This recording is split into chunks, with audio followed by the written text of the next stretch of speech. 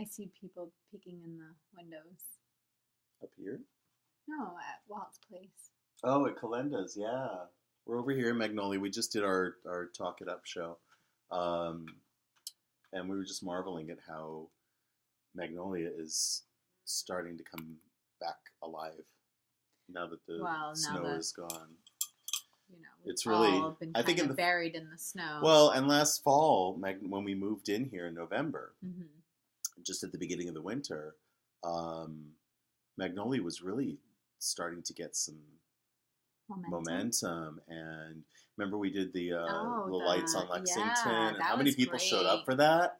Yeah, and we had our open house, really good. And it was just like Magnolia was just starting to blossom. Why and then all the snow came. No, we need to do it all the time. No, I know. That's what I mean. It should be Christmas all the time. I mean, you look at the activity that's going on right now, right outside. They just cleared off the patio at 5:25. Getting ready to put some tables out there. Yep, I bet Dunks is gonna. Wow, when are they moving next door? I don't know. Well, but that's really lovely to sit out there. They always have tables up. It's going to start coming back to life again. So we wanted to talk about that, and we wanted to get people to come to Magnolia. Now, you know, I know it's over the bridge, but it's still Gloucester, and it takes like what, 5 minutes? And it's beautiful, Gloucester. I mean, it's so beautiful here. The wind. I already said this. It just felt warm. Like the wind felt warm coming. There's magic in Magnolia, and we're very excited and proud to be here. We want to know more about it. And we want to get you to know more about it. We want you to come. We want people to come. The reason that we're here... We are doing our research. Yes. We're getting to know more about Magnolia. Yeah, that's true. And we want to do a show about it. In fact, look what I have right in front of me. Oh. See, we're always working. Lisa Ramos. Especially Henry. Ramos? He's always working. Magnolia. You don't stop. I don't stop, and I need to, you know, people tell me, oh, Henry, you work too hard, you got to slow down your back and all that stuff. I can't. All right, fine. I said that to you today. No, but what I need is support. That helps me keep my pace, right? So at the end of our Talk It Up video, which I hope you watched, I talked about volunteerism and how important it is. Now, volunteering can be anything. It can be vacuuming. It can be bringing fresh flowers into the space. And we need some vacuuming right now. Yeah, we kind of do. Well, I know because all we the don't even have a vacuum from the. We need a vacuum. See, that kind of a donation. If you have a good, I mean, it's got to be a good vacuum. Don't give us your junk. If it's a good vacuum, you know, we could use it. A lot of people don't have money to donate, but they have things that they could. You know, I've had people donate their mothers' and grandmothers' wigs. Their, you know, their gloves that they have. If you have stuff. And it's the season. People are going to be spring cleaning. That's right. So think of us. Now, don't burden us. Right. They really think about what you're giving to us because we don't have a lot of storage space here, nor do we want to collect a whole bunch of stuff. In fact, we're trying to get rid of stuff right now. So if it's something that you believe could really have value and use to us, wigs, like crinolines, fabric, costume, just anything you think could be like anything costume. that would be interesting for because you know everything that we do is time. You know, it takes place at a certain period of time. If you have these things that are just taking up space in your house, you know, pass them on. Ask us if we could use this, right? Whether it's a good vacuum cleaner or if you want to buy us one. Great, we love it. Because we have, you know, we ride that line. I mean, we've stayed in the black now for 4 years, which has been amazing. And that's, you know, it's amazing. And it's sorry for you. I mean, that girl just literally just danced all across the street. Oh, shaking her booty. People are dancing in Magnolia. They're dancing on the street. It's thanks to you that we've been able to sustain this long. And so now that we're a free company, that sort of removes from the equation the stress of, oh, can I afford to go to the theater? Can I afford to have my kids involved or me involved in it's something? A prime example on how we are loved in this community is that we have the space. That's and right. How do we have the space? We have the space because of a benefactor. That's a benefactor felt that it was important that Magnolia have a resident theater company, and that resident theater company be the North Shore Folklore Theater That's Company. right. There's great history here, and I've actually been, talking to Lisa, who's the director over at the Magnolia Historical Society. I think it was her grandmother So the wrote a pressure, book or a play or something. So we're going to be doing that. There's great There's history so right much. here. But yeah, the go ahead. pressure was taking off of us, of the theater company, the pressure of sustaining a space. Yes, So we're able to now take the pressure off of our community. Off the community. The families that their first question is, well, how much does it cost?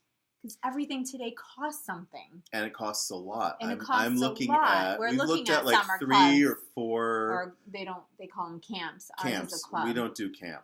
We're Because not not doing every kid camp. is a camp kid, No. but every kid belongs in a club. And the club is where they want to be. We need to reiterate That's that. really important to remember. That we're a club, and I'm telling you, we touch one family at a time with this club, Well, and it's amazing how these kids, because we're not indoors. People think, oh, you're a theater, you're an arts organization, you're going to be indoors all summer. We're rarely indoors. We perform outside, we explore outside, the beaches, the we need streets. to come up with a new name for us, like theater.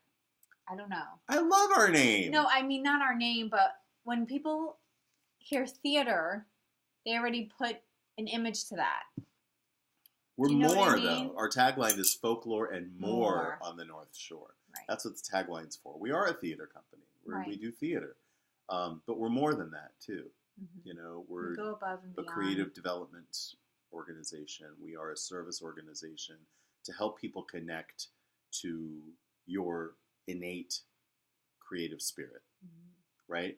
Whether you are a project manager or a dishwasher or a street sweeper or a stay-at-home mom or a teacher, we all possess that creative spirit within us. And a lot of people don't really recognize that. My friend David and I were having a conversation this morning on Good Harbor Beach. Oh, so beautiful. About the difference between a job and your work. What do you think the difference is between a job and your work? I would say the pressure. I would say the pressure that I'm having to get that paycheck at the end of the week. Paycheck, keyword, right? A job is the thing you do for money because of the fear that you would not be able to sustain your life without the money, right? It's the thing that you can't wait to get home from at the end of the day. It's the thing that you can't wait to go on vacation from or retire from someday so that you can start living. What? No, that's not my philosophy. My philosophy is you're living now, or at least you have the opportunity to. And if you find that deep joy in your soul that meets a great need in the world, that is your calling. That is your vocation, the voca, the voice that calls And to some you people do have that and in their from work. you. They can some. Well, There are and a I'm an few out example there. of that, and so are Right. you. We have a calling. We've recognized it, and that's what we're doing in the world. And so, to be able to bridge those two, and say, I'm doing my work. My work I will never retire from. My work I'm always talking about. I don't want to stop But it doing. makes you it makes you a better worker. Just like If you're adding passionate art- about what you adding arts to your children, it makes them a better student. Yeah. Adding the art to us makes us As work adults. better in our working environment. to recognize To your creative, recognize the because you creative, can use bring all it to of work. all of the tools that an artist uses, whether they're a performing or a visual artist. All of the tools that an artist uses, people can use for their lives. Right. People can use. Exactly. You can turn your job into your work. Exactly. You can find a joy and a passion Exactly. in your job, and then you make it your work, and then you're just consumed with love for what you're putting out there in the world. Right. And then you're promoting what your art is, and you might find someone else that you work with that you can share this with. And that's what it's about. It's about sharing your gifts with other people, and you share it, and Well, and we it don't becomes share contagious. enough. We don't share enough. In the corporate world, you know, even the Annie, the Blackburn, the old Blackburn Tavern space will never be another arts venue again, which is so sad to me. It was a beautiful, beautiful place, and we put so much love into there to make it beautiful. Guess what it is now, for those of you who don't know? It is full of cubicles and fluorescent lights. It's now an office. And people who are sitting in little cubicles have walls between them. They don't share biographies. Very often they don't know who they're working with, sometimes for years. They know nothing about who they're working with. How do you trust? Sounds like the schools. From the mouth of a mother. Sounds like the schools. You know? I don't want to be judgmental. I don't want to I be know, like it's that, so but hard. When you said that, I thought I know. the kids don't really know who they are or who they're in school with anymore. Right. Because they don't have the time to get to know each other. They don't. Or even their parents. Right. How many of you really get to know your kids? How many of you really get to know how many kids get to really know their parents? You know, I have a friend who has a daughter who is in 3rd grade and divorced family.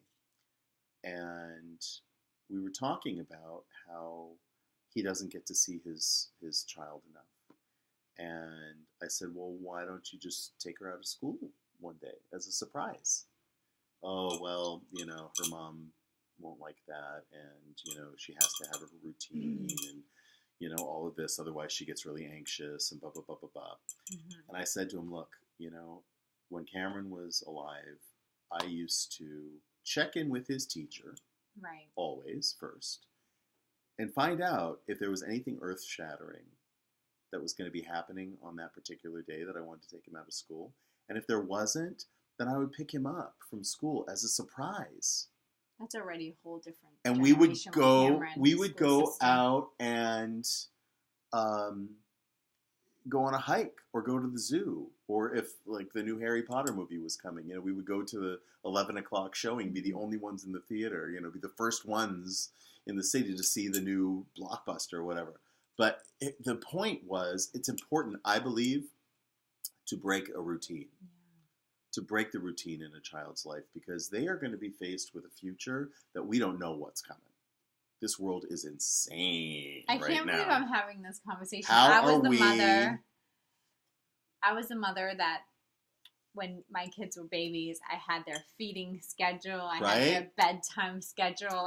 We all did it. We all do it. Guilty right here. You know, and I remember when that routine broke, it was like the end of the world for the kids. Yeah. And their needs is me and my, you know, the cling, you know, and to break that, you know, I remember when I would drop them off at the kids club room at the Y, the babysitting room, and it was like the end of the world. You know, they'd always have to come get me. Oh, your daughter's like screaming, pulling her hair. I say break the routine as much as possible in their foundation years, so that they can meet change with confidence, and that it's not the end of the world. Right? That's what I see. And now my kids everywhere. Go with like the flow, right? Don't they? Now my kids just like, okay, what's next? Where we're going? You know, they don't. You know, this is funny how I can't believe this Talk It Up More went from talking about volunteerism and come to Magnolia. I love this organic conversation, you know, and we broke the routine. You know, that's what Talk It Up More is about. And now we're laughing. That's what Talk It Up More is about, right? So we want you to come and be a guest on Talk It Up More. We want you to come and break your routine. Show up, right? Right. We're here every Wednesday from about, 2? We try to get here at 1. Yeah, we try to get here 1:30. But it's now 3:03. We got to go. But come and join us. Come get involved in the conversation. We have so much to talk about and so much to do. And now that we're a free company, hopefully that'll break down some walls that have prevented people from joining us and being involved. You know, we're walking the talk now. We are a service organization. We are here to serve this community. And that means you, that means your children, that means your parents, that means our mayor and the city and the future. of I love our Gloucester and mayor. Cape Ann. We love our mayor. Yes, Katya. All right, guys. Okay. We'll see you next week on Talk It Up and Talk It Up More. Go and watch Talk It Up if you haven't already, because there's some really Breaking juicy news news on there, and specific dates that you need to mark down on your calendar. Keep talking, Gloucester and Cape Ann, and thanks again Come to visit. the Bridge Cape Ann for keeping us all connected. Yes. All right. Thanks, Bye. everybody. Bye.